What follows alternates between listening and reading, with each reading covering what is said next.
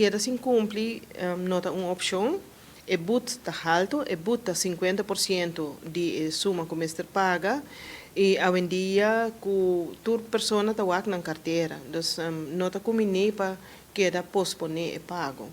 E nós também mira que a comunidade automobilista não está dando ou ido na aqui e não está tendo conta com a fecha final. Agora que nós está chegando a de 2 fecha final de ano, que está dia 1 de julho.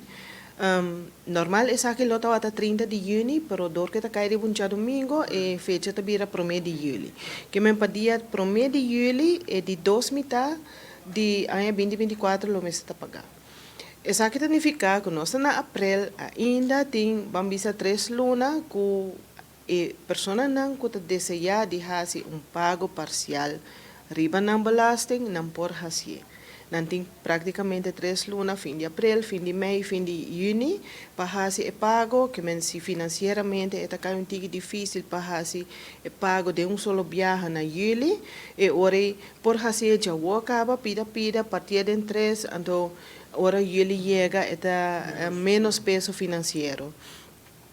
E isso aqui nós está recomendado todo dia, se ora que a deadline também chega, por favor, fazer uso do sistema de deelbetaling, mas não está a para sobra esta ajuda a aliviar o peso de belasting.